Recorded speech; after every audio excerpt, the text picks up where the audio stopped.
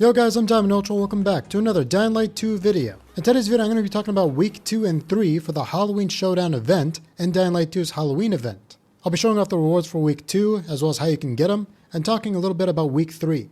Now before I start with this video, I'd like to ask you guys to please drop me a quick like to help support my channel, while also considering to subscribe for more useful and interesting Dying Light content. And lastly, a special thank you to all the members on my channel.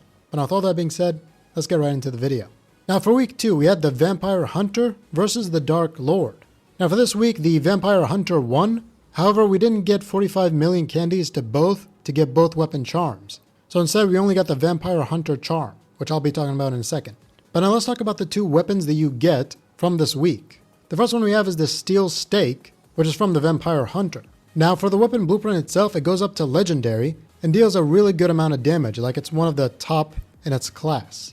It doesn't have any, special stats. I mean, it has 4 number of affixes, 400 durability, and 2 mod slots. Not only that, it also has a built-in fire crit mod, which is also very useful, and is one of like the only knives that looks like this. Like, I don't think we have any knives that are as unique as this weapon. Now, I'm not really a big fan of knives because, the heavy attack has a really short range, but the weapon itself does look really cool. Now, up next we have the Blood Ice Pick, which is from the Dark Lord. This one has pretty much the same stats, however it has a built-in bleed effect. Neither of these weapons glow in the dark, but they do look pretty cool and very unique. Now on to the weapon charm. Now we only got one weapon charm, and the way you get it is by going to the Pilgrim Outpost website. Now just quickly, for those of you who don't know, this is a website owned by Techland where you can make an account and link your account to whatever platform you play on to do some bounties, check out the news, participate in events, and all that good stuff.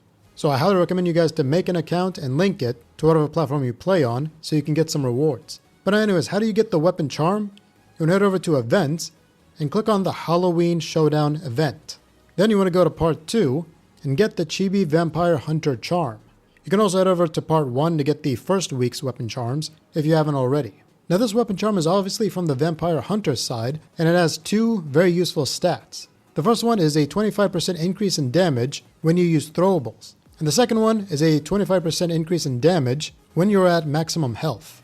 Now these stats are actually pretty insane. They make throwing knives very useful, and if you have the invincible gear set, you'll deal a lot more damage. So yeah, this weapon charm itself is amazing, although I am a bit disappointed that we didn't get to see the second weapon charm, but it is what it is. But I'm moving on to week 3. We have the Ultra Violent versus the Salty Sea Dog. These will give us like machete type weapons, and the way you get the candies to participate in this event is by heading over to the Pilgrim Outpost website and activating these bounties. These bounties are for the community maps, which you can access at the main menu. All you gotta do is activate these bounties and complete them on the map that they are selected for. Now something to keep in mind though is that there is a map for PC players only, so make sure you don't activate those unless you have a PC or that you play on PC. But anyways, all you gotta do is pretty much just do the bounties and then claim the rewards to get the candies in your stash. But anyways, that's it for the video. If you guys want to check out the previous week, check out this video right here.